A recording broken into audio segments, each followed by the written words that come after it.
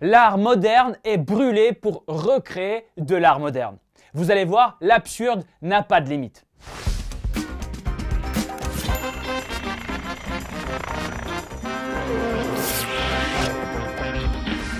Salut, je suis Oleg Chemer et c'est le blog à part.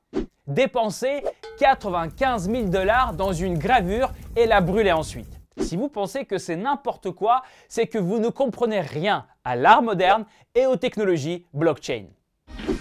Un tirage authentique de la gravure Morant's White de Banksy a été détruit aux États-Unis avant de renaître de ses cendres et d'être réincarné en ligne pour la première fois dans l'histoire. Une action douteuse qui a inflammé pourtant le web et le monde de l'art. La technologie fait le succès des crypto-monnaies, elle s'appelle NFT. Chaque inscription dans la chaîne blockchain s'appelle un token. La plupart du temps, le token ressemble à une monnaie, ils sont tous les mêmes et interchangeables. Sauf que la technologie des non-fungible tokens ou NFT marche différemment. Chaque token est unique et infalsifiable. Cela permet de garantir une traçabilité parfaite des objets auxquels on peut associer n'importe quel droit, que ce soit une œuvre d'art ou un objet virtuel dans un jeu vidéo. Une révolution pour le monde numérique où l'authenticité et l'origine des images sont souvent la dernière des préoccupations. Mais surtout, les tokens NFT permettent de faire de l'argent littéralement de l'air. La chanteuse canadienne et épouse d'Elon Musk, Grimes, a gagné 20 millions de $ comme ça. Et je vais vous dire ce qu'elle a vendu.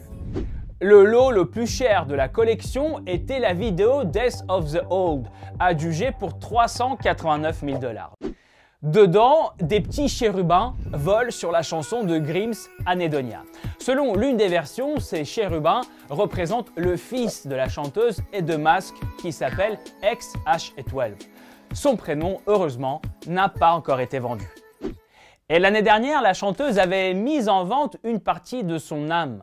La preuve à quel point cette famille reste à la pointe de la technologie.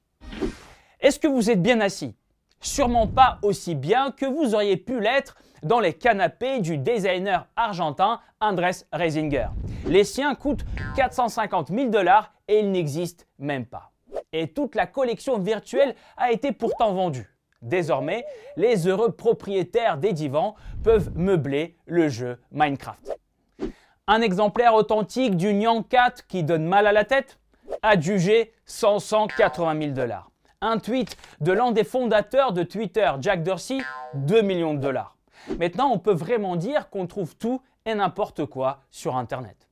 Et qu'est-ce qui se passera s'il devait y avoir un NFT de la Joconde, produit par exemple par le Louvre? Je préfère pas imaginer. Mais en attendant, la capitalisation de ces nouveaux tokens est estimée à 338 millions de $. Une technologie aux perspectives immenses, voire même illimitées.